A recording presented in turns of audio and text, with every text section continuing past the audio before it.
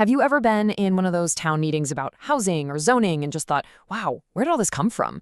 Well, this explainer breaks down a really interesting framework that suggests what we see locally is just the final stage of a much larger, more structured process. Right out of the gate, the source material hits you with this powerful statement. It immediately challenges our first assumption that these local debates just sort of pop up on their own. And then it doubles down. The source argues that the origins of these debates aren't even local to begin with. Now, that's a bold claim that totally reframes the conversation. And here's the kicker. According to this material, these events are no accident. They are the result of a deliberate, long-term process. So, if it's not spontaneous, not local, and not accidental, then what is it? Let's dig in. The source calls this whole thing a policy pipeline. It's a great metaphor, right? Think of it like an idea starting way up at a global source and traveling all the way down until it comes out the other end, right in your town hall. Okay, so this is basically our roadmap. The source lays out these 6 specific layers, and we're going to walk through each one to see how this whole thing supposedly works, from start to finish. All right, let's start at the very top of the pipeline, the headwaters, if you will. This is where the big ideas and the numbers that shape everything else are first created. So, according to the source, layer 1 is all about vision. You have these huge global organizations, and they're the ones defining the big picture problems. They're saying sprawl is the enemy and framing the solution as, we need more density, more compact cities. Now, this is a really crucial point the source makes. This layer isn't about creating laws. Nobody's passing a global zoning code. Instead, what's happening here is the creation of norms, these powerful unspoken rules that guide how experts, academics, and policymakers think about these issues. So, we have the big ideas. How do they become, well, real? That's layer 2. This is where consultants and academics get involved. They take those broad goals and they crunch the numbers. They build the models that spit out very specific targets like, this region has a housing need of X units. And this is a mic drop moment in the source material. The argument is that these models aren't some kind of neutral, truth-seeking calculator. No way. They're built with policy choices and assumptions already hardwired right into them. Assumptions about what the average family looks like or how the economy should work. So we've got the vision, we've got the numbers. But how do you get people to actually do anything?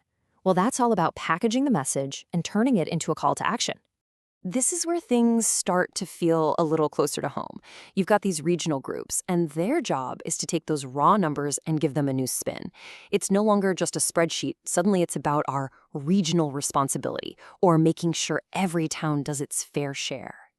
And here's a really interesting dynamic the source points out. A lot of the time, these regional plans are technically just advice. They're not legally binding.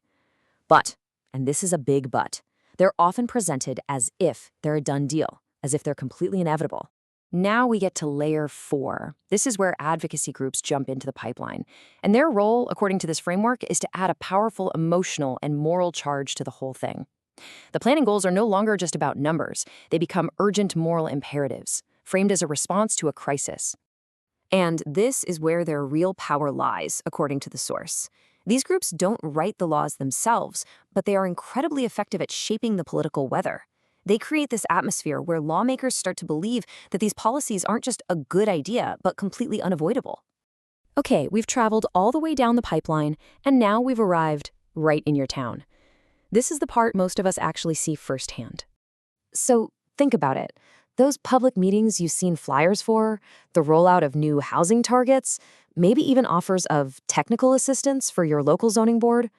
The source argues these aren't the start of the process, they're the absolute final step, the implementation.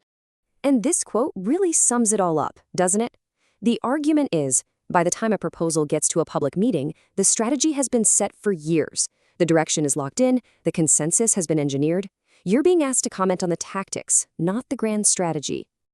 So the source presents this really clear divide. On one side, you have all the public-facing stuff, the meetings, the presentations, but on the other side, you have what it calls the municipal reality, and that's where the actual legal power to zone land resides, with your locally elected officials on your zoning commission.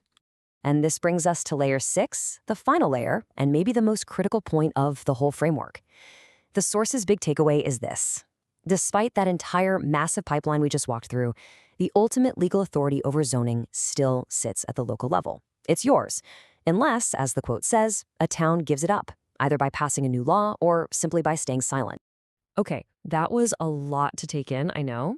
So let's zoom out and look at how the source puts this all together in one clear flow from start to finish. The source calls this the line that makes it click, and you can really see why.